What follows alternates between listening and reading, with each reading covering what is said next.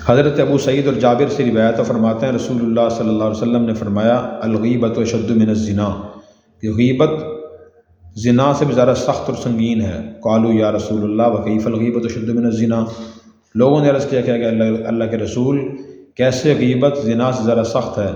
قال ان الرجل لیزنی فیتوب ویتوب اللہ علیہ، بے شک ایک آدمی زنا کرتا ہے پھر وہ توبہ کرتا ہے، اللہ اس کی توبہ قبول فرما لیتے ہیں۔ وفی روایت فیتوب ویغفر اللہ له، دوسری روایت میں ہے کہ وہ توبہ کرتا ہے اللہ اس کا گناہ معاف کر دیتے ہیں۔ وَإِنَّ صَاحِبَ الْغِیبَةِ، اور بے شک غیبت کرنے والا لا یغفر لہ، اس کی مغفرت نہیں ہوگی حتیٰ یغفرھا لہ صاحبہ، جب تک کہ اسے وہ معاف نہ کر جس کی اس نے غیبت کی ہے۔ تو حضور نے صحابہ کے سامنے فرمایا بھی غیبت کا جو گناہ ہے وہ زنا سے ذرا سخت ہے۔ تو صحابہ نے پوچھا کہ یا رسول اللہ غیبت کا گناہ زنا سے ذرا سخت کیسے ہے؟ تو آپ نے فرمایا کہ جو آدمی زنا کرتا ہے اس کے دل میں گناہ کا احساس ہوتا ہے کہ میں نے گناہ کیا ہے، اور وہ توبہ کرتا ہے تو اللہ تعالیٰ اسے معاف کر دیتے ہیں۔ نمبر 2، غیبت کا جو زنا کا جو گناہ ہے وہ چھپ کے ہوتا ہے، سر عام نہیں ہوتا۔ اور نمبر 3، جو زنا ہے جب بندہ کرتا ہے معاذ اللہ تو اللہ کی حق تلفی کرتا ہے، حکم کی خلاف ورزی کرتا ہے، اللہ سے توبہ کرتا ہے، اللہ معاف کر دیتے ہیں۔ جبکہ اس کے الٹ جو غیبت ہے وہ 3 لحاظ سنگین ہے۔ نمبر 1، غیبت کرنے والا بھری مجلس میں سب کے سامنے غیبت کرتا ہے تو کسی گناہ کو اعلانیہ کیا جائے تو اس کا جرم بڑھ جاتا ہے۔ نمبر 2، غیبت کرنے والا اکثر غیبت کو گناہ ہی نہیں سمجھتا، بہت سے لوگ کہہ دیتے ہیں کہ جی میں تو اس کے سامنے بھی کہہ دوں گا، میں تو ڈرتا نہیں ہوں اس سے، ٹھیک ہے، اس کو گناہ ہی نہیں سمجھتا۔ تو بندہ کسی گناہ ہی نہ سمجھے، یہ اور بڑا گناہ ہے۔ اور تیسرا اس لحاظ سے یہ سنگین ہے کہ جس کی آدمی غیبت کرتا ہو اگر اس تک خبر پہنچ گئی ہے کہ فلاں نے آپ کی غیبت کی ہے، پھر اس سے معاف کرانا ضروری ہے۔ جب تک وہ معاف نہیں کرے گا تو اللہ تعالیٰ اسے معاف نہیں کریں گے۔ ہاں اس تک خبر نہیں پہنچی اور پھر آدمی توبہ استغفار کر لے تو اللہ تعالیٰ معاف کر دیں گے۔ اس سے معلوم ہوا کہ غیبت کا گناہ ان 3 وجوہات کی بنا پہ زنا سے بھی زیادہ سخت ہے۔ اگلی حدیث، عن ابی ہریرہ ان رسول اللہ صلی اللہ علیہ وسلم قال، ابو ہریرہ سے روایت ہے کہ رسول اللہ صلی اللہ علیہ وسلم نے فرمایا اتدرون ما الغیبہ، کیا تم جانتے ہو غیبت کیا ہے؟ قالوا اللہ ورسولہ عالم، لوگوں نے عرض کیا اللہ اور اس کا رسول زیادہ جانتے ہیں۔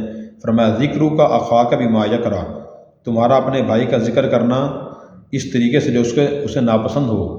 قیل افرأیت ان کان فی اخی ما اقول، کہا گیا کہ آپ کیا خیال اگر وہ بات اس ہمارے بھائی موجود جو میں کہہ رہا ہوں۔ فرمایا کہ ان کان فیہ ما تقول فقد اغتبت، اگر وہ برائی اس میں ہے جو آپ نے اس کے بارے میں کہی تو آپ نے اس کی غیبت کی ہے۔ وَإِن لَمْ يَكُنْ فِيهِ، اگر وہ برائی اس میں نہیں ہے، فقط ما تقول، جو تم نے کہی ہے، فقط بہتہ، تم نے اس پر بہتان لگایا۔ صحیح مسلم کی روایت ہے۔ تو حضور نے صحابہ سے پوچھا کہ تم جانتے ہو غیبت کا مفہوم، ڈیفینیشن کیا ہے؟ صحابہ نے عرض کی کہ یا رسول اللہ معلوم نہیں، اللہ رسول بہتر جانتے ہیں۔ اس میں ادب سکھایا ہمیں کہ جس بات کا انسان کو علم نہ ہو تو اپنے خیال سے تکے سے جواب نہ دے۔ تو حضور نے فرمایا کہ بھائی غیبت کا مطلب یہ ہے کہ آدمی اپنے کسی مسلمان بھائی کی عدم موجودگی میں اس کے بارے میں ایسی بات کہے جب اسے پتہ چلے تو ناگواری ہو، فلاں نے میرے بارے میں یہ بات کیوں کہی؟ صحابہ نے پوچھا کہ یا رسول اللہ جو ہم اپنے بھائی کے بارے میں بات کہہ رہے ہیں اگر وہ برائی اس کے اندر موجود ہے تو کیا پھر بھی غیبت ہوگی؟ مثلاً ایک آدمی یہاں موجود نہیں ہے اور کوئی آدمی کہتا ہے کہ فلاں آدمی تو بے نمازی ہے اور واقعی بے نمازی ہے، تو کیا غیبت ہے یہ؟ تو حضور نے فرمایا کہ ہاں، سچی برائی بیان کرنے کا نام ہی غیبت ہے۔ اگر وہ برائی اس کے اندر موجود ہی نہیں ہے جو آپ بیان کر رہے ہیں پھر تو یہ بہتان ہے، الزام تراشی ہے، اور بہتان کا گناہ، الزام تراشی کا گناہ یہ غیبت سے بھی زیادہ سخت ہے۔ تو اس لیے بھائی سچی برائی بغیر ضرورت کے بیان کرنا بھی گناہ ہے۔ ایک آدمی نماز نہیں پڑھتا، اسے کہتے ہیں فلاں بے نمازی ہے، اس کہنے کی کیا ضرورت ہے؟ اس سے کیا فائدہ حاصل ہوگا؟ فائدہ اور ضرورت اس بات کی ہے کہ آپ کوشش کریں اس کو نماز کے فضائل سنائیں، ترغیب دیں، اکرام کریں تاکہ وہ نماز پڑھنا شروع کر دے۔ اور اگر اس میں کوئی برائی ہے آپ اس سے دوستی لگائیں، کسی عالم کے بیان میں بٹھائیں، اس برائی کے نقصانات اور اس کی سزائیں نرمی حکمت سے سمجھائیں اس کو تاکہ گناہ چھوڑ دے، یہ خیر خواہی ہے۔ پس کچھ برائیاں بیان کرنا یہ بدخواہی ہے جس سے آپس میں لڑائیاں جھگڑے پیدا ہوتے ہیں، وہ شرعی لحاظ سے منع ہے۔